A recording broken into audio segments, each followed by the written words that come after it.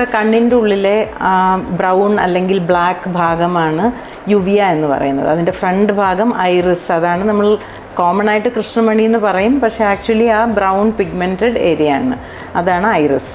അതിൻ്റെ ബാക്കിലോട്ട് കൊറോയിഡ് എന്ന് പറഞ്ഞൊരു ഭാഗവും കൂടെ ചേർന്നതാണ് യുവിയ. ഈ യുവിയയിലെ ഒരു ഇൻഫ്ലമേഷൻ അഥവാ നീർക്കെട്ട് ആണ് യുവിയൈറ്റിസ് എന്ന് പറയുന്ന അസുഖം. ഇത് ചിലപ്പം ഫ്രണ്ട് ഭാഗത്തിനെ മാത്രം എഫക്റ്റ് ചെയ്യാം, അപ്പോൾ നമ്മളതിനെ ആൻറ്റീരിയർ യുവിയൈറ്റിസ് എന്ന് പറയും. ബാക്ക് ഭാഗത്തിനെ മാത്രം എഫക്റ്റ് ചെയ്യുമ്പോൾ അതിനെ പോസ്റ്റീരിയർ യുവിയൈറ്റിസ് എന്ന് പറയും.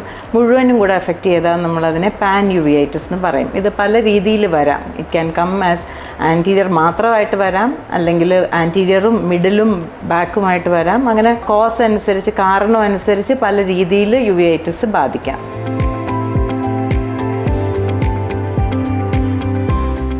യുവിയൈറ്റിസ് ഒരു യുബിക്വിറ്റസ് രോഗമാണ്, എല്ലാവർക്കും വരാം. ഏത് ഏജ് ഗ്രൂപ്പിലുള്ള കുട്ടികൾക്ക് വരാം, വലിയവർക്ക് വരാം, പ്രായമായവർക്ക് വരാം. അതുകൊണ്ട് ഇതിന് നമുക്ക് ഇന്ന ആൾക്കാർക്കാണ് വരുന്നത്, അല്ലെ ഇന്ന റിസ്ക് ഫാക്ടേഴ്സ് ഉള്ളവർക്കാണ് ഇത് വരുന്നതെന്നും പറയാൻ പറ്റത്തില്ല. പല ഏജ് ഗ്രൂപ്പിൽ പല കാരണങ്ങൾ കൊണ്ടാണ് വരുന്നത്. അതുകൊണ്ട് ഓരോ ഏജ് ഗ്രൂപ്പിലെയും യുവിയൈറ്റിസ് വരുമ്പോൾ അതനുസരിച്ചുള്ള കാരണങ്ങൾ കണ്ടുപിടിക്കുകയാണ് ഒരു യുവിയൈറ്റിസ് സ്പെഷ്യലിസ്റ്റ് ചെയ്യുക.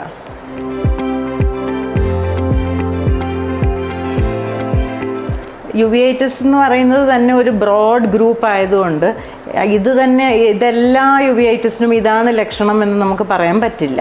എന്നാലും കോമൺ ആയിട്ട് കാണുന്നത് ആൻറ്റീരിയർ യുവിയൈറ്റിസ്, അതായത് കൃഷ്ണമണിയുടെ ഭാഗത്തോട്ട് ബാധിക്കുന്ന യുവിയൈറ്റിസ് നല്ലോണം സിംറ്റംസ് ഉണ്ടാക്കും. അതായത് കണ്ണിൽ വേദന, കണ്ണിന് ചുറ്റും കൂടെ വ്യാപിക്കുന്ന രീതിയിലുള്ള വേദന, പിന്നെ ലൈറ്റിൽ നോക്കാൻ പ്രയാസം അഥവാ ഫോട്ടോഫോബിയ, പിന്നെ ചുമപ്പ്, കൃഷ്ണമണിയുടെ ചുറ്റും ചുമപ്പ്. കൺജങ്ക്റ്റിവൈറ്റിസിൽ വരുന്ന പോലെ എല്ലായിടത്തും ചുമക്കുന്നതിന് പകരം കൃഷ്ണമണിയുടെ ചുറ്റും നല്ലോണം ചുമപ്പ് വരും.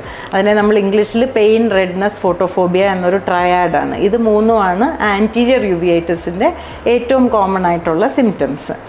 ഇനി ഇൻ്റർമീഡിയറ്റ്, നടുക്ക് ഭാഗത്താണ് യുവിയൈറ്റിസ് ബാധിക്കുന്നതെങ്കിൽ ഒരുപാട് കറുത്ത പൊട്ടുകൾ കാണുന്നതും കാഴ്ച കുറയുന്നതുമായിരിക്കാം സിംറ്റം.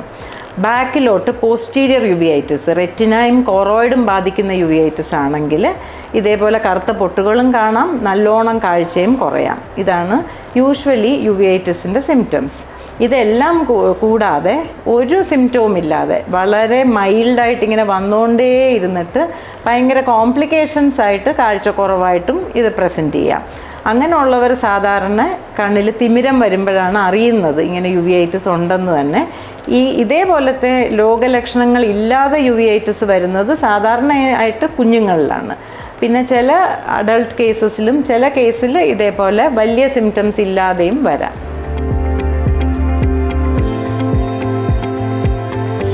ഇത് ഓരോ ഏജ് ഗ്രൂപ്പിലും ബാധിക്കുന്നത് കൊണ്ട് പല ഏജ് ഗ്രൂപ്പിൽ പല കാരണങ്ങൾ കൊണ്ടാണ് ബാധിക്കുന്നത്.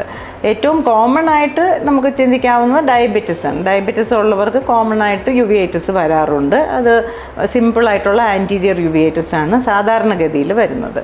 ഇനി ഈ യുവിയൈറ്റിസ് തന്നെ ഇൻഫെക്റ്റീവ് കോസും നോൺ ഇൻഫെക്റ്റീവ് കോസും, അതായത് അണുബാധ ഉള്ള യുവിയൈറ്റിസും അണുബാധ കാരണം അല്ലാത്ത യുവിയൈറ്റിസും ആകാം. അണുബാധ യൂഷ്വലി നമ്മൾ ചില പാരസൈറ്റ്സ് ഉണ്ട്, ടോക്സോപ്ലാസ്മ എന്നൊക്കെ പറഞ്ഞിട്ടുള്ള പാരസൈറ്റ്സ്, പിന്നെ സിഫിലിസ് പോലത്തെ അസുഖങ്ങൾ, ട്യൂബർകുലോസിസ്, TB എന്ന അസുഖങ്ങളിലാണ് നമുക്ക് അണുബാധ ഉള്ള യുവിയൈറ്റിസ് വരുന്നത്. അണുബാധ ഇല്ലാത്ത uveitis usually auto immune cause കൊണ്ടാണ്. നമ്മളുടെ ശരീരത്തിൻ്റെ പ്രതിരോധശേഷി നമ്മളുടെ ശരീരത്തിൻ്റെ കോശങ്ങളെ അറ്റാക്ക് ചെയ്യുന്ന ഒരു ഗ്രൂപ്പ് ഓഫ് അസുഖങ്ങളാണ് ഓട്ടോ ഇമ്മ്യൂൺ. അങ്ങനത്തെ ഓട്ടോ ഇമ്മ്യൂൺ കോസ് കൊണ്ട് യുവിയൈറ്റിസ് വരാം. കുഞ്ഞുങ്ങളിലെ യുവിയൈറ്റിസും വേറെ ഒരുപാട് കാരണങ്ങൾ കൊണ്ട് വരാം. പിന്നെ വലിയവരിലെ യുവിയൈറ്റിസ് ചില സമയത്ത് പ്രത്യേകിച്ച് കാരണമൊന്നും ഇല്ലാതെയും വരാം. അതിനെ നമ്മൾ ഇഡിയോപ്പത്തിക് എന്ന് പറയും. ഒരുപാട് അന്വേഷിച്ചിട്ടും ബ്ലഡ് ടെസ്റ്റുകളൊക്കെ ചെയ്തിട്ടും നമ്മൾ കാരണം കണ്ടുപിടിക്കാതിരുന്നാൽ അതിനെ നമ്മൾ ഇഡിയോപ്പത്തിക് യുവിയൈറ്റിസ് എന്ന് പറയും. അതുകൊണ്ട് യുവിയൈറ്റിസ് തന്നെ ഒരുപാട് ഒരു സ്പെക്ട്രം ആയതുകൊണ്ട് അതിൻ്റെ കാരണങ്ങളും അതേപോലെ തന്നെ വളരെ വേരീഡാണ്.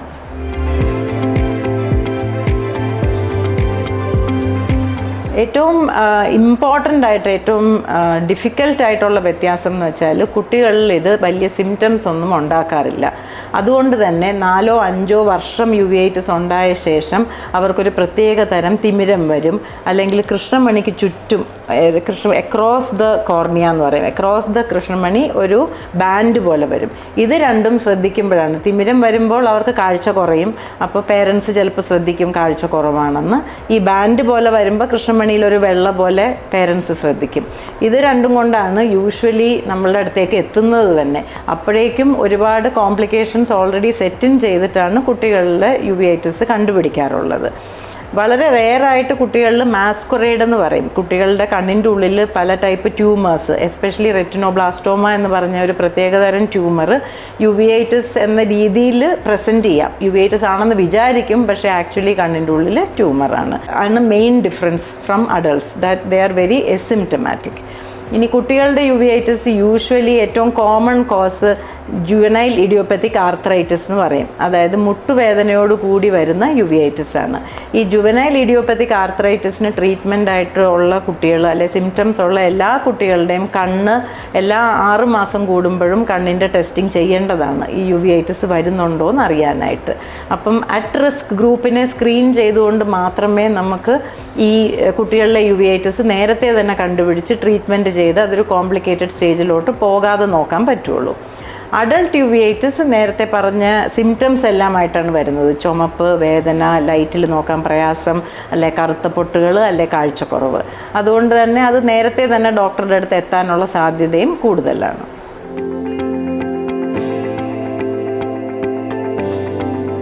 യുവിഐറ്റിസ് ഒരു പ്രാവശ്യം ഡയഗ്നോസ് ചെയ്ത് കഴിഞ്ഞാൽ യൂഷ്വലി ഏതൊക്കെ ഭാഗങ്ങൾ ബാധിച്ചിട്ടുണ്ടെന്ന് അറിയാനുള്ള പരിശോധനയാണ് ആദ്യം ചെയ്യുന്നത്. അതായത് സ്ലിറ്റ് ലാമ്പ് എന്ന് പറഞ്ഞൊരു ഉപകരണം വെച്ച് കണ്ണിൻ്റെ ഫ്രണ്ട് ഭാഗവും ഒഫ്താൽമോസ്കോപ്പ് വെച്ച് കണ്ണിൻ്റെ ബാക്ക് ഭാഗവും പരിശോധിക്കും.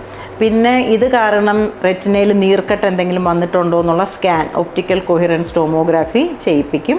പിന്നെ നമ്മൾ റെറ്റിനയുടെ രക്തധമനികളിൽ ഇത് ബാധിച്ചിട്ടുണ്ടോ, ഈ ഇൻഫ്ലമേഷനോ നീർക്കെട്ടോ ബാധിച്ചിട്ടുണ്ടോ എന്നറിയാനുള്ള കണ്ണിൻ്റെ ആൻജിയോഗ്രാമും കോമൺ ആയിട്ട് ചെയ്യാറുണ്ട്. ഇത് രണ്ടും ചെയ്യുന്നത് നമ്മൾ ഈ അസുഖത്തിൻ്റെ കോംപ്ലിക്കേഷൻസ് എത്രത്തോളം വന്നിട്ടുണ്ടെന്ന് അറിയാനായിട്ടാണ്. പിന്നെ ചില പ്രത്യേകതരം യുവിഐറ്റിസിൽ എന്താണ് അതിൻ്റെ കോസ് എന്ന് കണ്ടുപിടിക്കാനും ഈ ടെസ്റ്റുകളെല്ലാം ഹെൽപ്പ് ചെയ്യും.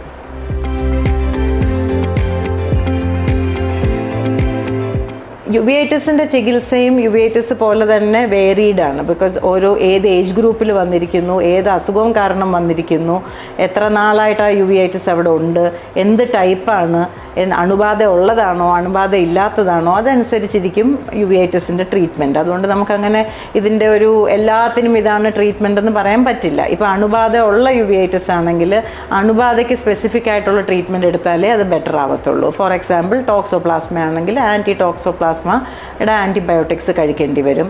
സിഫിലിസ് ആണെങ്കിൽ പെൻസിലിൻ എടുക്കേണ്ടി വരും. ടി ബി ആണെങ്കിൽ ടി ബിയുടെ ആൻറ്റി ട്യൂബർക്കുലർ ട്രീറ്റ്മെൻറ്റ് എടുക്കേണ്ടി വരും. ഇതിൻ്റെ കൂടെ മിക്കവാറും യുവിഐറ്റിസിനെ കൺട്രോൾ ആക്കാനായിട്ട് നമുക്ക് സ്റ്റിറോയിഡ്സ് ആവശ്യം വരാറുണ്ട്. ചിലപ്പോൾ തുള്ളിമരുന്നായിട്ടുള്ള സ്റ്റിറോയിഡ്സ് ആയിരിക്കാം, ചിലപ്പോൾ ഉള്ളിൽ കഴിക്കുന്ന സിസ്റ്റമിക് സ്റ്റിറോയിഡ് ആയിരിക്കാം. നമ്മളുടെ ഒരു മെയിൻ പ്രതിരോധ ശക്തി സ്റ്റിറോയിഡാണ് യുവിഐറ്റിസിന്. അതുകൊണ്ട് അത് ആദ്യം തന്നെ ഉപയോഗിക്കാറുണ്ട്. എന്നാൽ ഈ സ്റ്റിറോയിഡ് ഒരുപാട് നാൾ ഉപയോഗിക്കുന്നത് നല്ലതുമല്ല. അതുകൊണ്ട് തിമിരം വരാം, ഗ്ലോക്കോമ വരാം, ശരീരത്തിലെ ഡയബറ്റിസ് വളരെ മോശമാകാം, പ്രഷർ കൂടാം.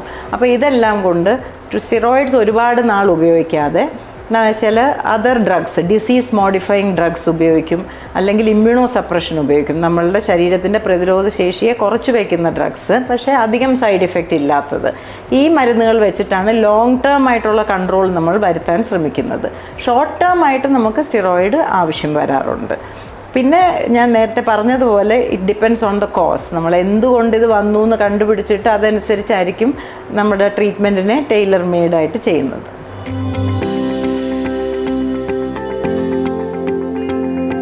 യുവിഐറ്റിസിൽ ദീർഘകാല ചികിത്സ ഒരു ഭൂരിഭാഗം ആൾക്കാർക്കും വേണ്ടി വരാറുണ്ട്. പക്ഷേ എന്നാൽ ചില ടൈപ്പ് യുവിഐറ്റിസിൽ അത് വേണ്ടിയും വരത്തില്ല. ഫോർ എക്സാമ്പിൾ ഇപ്പം ടി ബിയുടെ യുവിഐറ്റിസ് ആണെങ്കിൽ ടി ബിയുടെ ട്രീറ്റ്മെൻറ്റ് കഴിയുമ്പോൾ യൂഷ്വലി അത് റിസോൾവ് ചെയ്യും. ടോക്സോപ്ലാസ്മ ആണെങ്കിൽ അതിൻ്റെ ട്രീറ്റ്മെൻറ്റ് കഴിയുമ്പോൾ റിസോൾവ് ചെയ്യും. ഈ ഓട്ടോ ഇമ്മ്യൂൺ വിഭാഗത്തിലുള്ള യുവിഐറ്റിസ് ദീർഘകാലമായിട്ട് ഇമ്മ്യൂണോ സപ്രഷൻ വേണ്ടി വരാറുണ്ട്.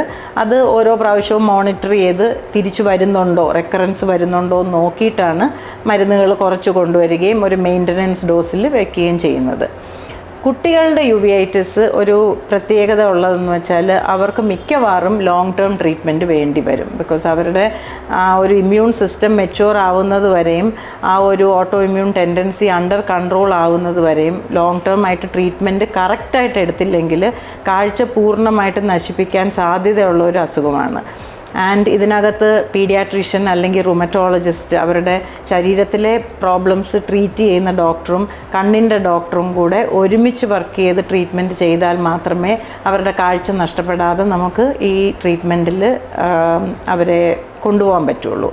അതുകൂടാതെ യുവിഐറ്റിസിൽ ചില സ്പെസിഫിക് ട്രീറ്റ്മെൻറ്റ്സ് വേണ്ടി വരും. ഫോർ എക്സാമ്പിൾ തിമിരം വന്ന് നമ്മൾ യുവിഐറ്റിസ് കൺട്രോൾ ആയ ശേഷം തിമിരം ഓപ്പറേഷൻ ചെയ്തെടുത്ത് മാറ്റേണ്ടി വരും. ഈ യുവിഐറ്റിസിൽ വരുന്ന തിമിരത്തിനെ നമ്മൾ കോംപ്ലിക്കേറ്റഡ് കാറ്ററാക്ട് എന്ന് പറയും. ആ കോംപ്ലിക്കേറ്റഡ് കാറ്ററാക്റ്റിനെ യുവിഐറ്റിസ് കൺട്രോൾ ആയ ശേഷം കാറ്ററാക്ട് ഓപ്പറേഷൻ ചെയ്ത് അത് മാറ്റേണ്ടി വരും. ചില യുവിഐറ്റിക് രോഗമുള്ളവർക്ക് പ്രഷർ കൂടാം കണ്ണിൻ്റെ. അങ്ങനെ പ്രഷർ കൂടുന്നവർക്ക് നമ്മൾ കണ്ണിൻ്റെ പ്രഷറിൻ്റെ തുള്ളിമരുന്ന് ഒഴിക്കാം. പക്ഷേ പ്രഷറിൻ്റെ തുള്ളിമരുന്ന് ഒഴിച്ചിട്ടും കൺട്രോൾ അല്ലെങ്കിൽ പിന്നെ പ്രഷർ കുറയ്ക്കാനുള്ള ഓപ്പറേഷൻ ട്രബെക്യുലെക്ടമി എന്ന് പറയും, അത് ചിലപ്പം വേണ്ടി വരാം. കണ്ണിൻ്റെ ഉള്ളിൽ ഇഞ്ചക്ഷൻ ചെയ്യുന്ന ട്രീറ്റ്മെൻറ്റ്, സ്റ്റിറോയിഡ് ഇഞ്ചക്ഷൻ ചെയ്ത് യുവിഐറ്റിസ് കൺട്രോൾ ആക്കാൻ ഉള്ള ട്രീറ്റ്മെൻറ്റുമൊക്കെ വേണ്ടി വരാം. സോ ദീർഘകാല ട്രീറ്റ്മെൻറ്റും എന്ത് ടൈപ്പ് ട്രീറ്റ്മെൻറ്റും എത്ര നാൾ ട്രീറ്റ്മെൻറ്റ് വേണ്ടി വരും, ഏത് മരുന്ന് നമ്മൾ ട്രീറ്റ്മെൻറ്റ് കൊടുക്കും, എല്ലാം ഏജ് ഗ്രൂപ്പിലാണ് ഇത് വന്നിരിക്കുന്നത്, ഏത് ടൈപ്പ് യുവിഐറ്റിസ് ആണെന്ന് അനുസരിച്ചിരിക്കും.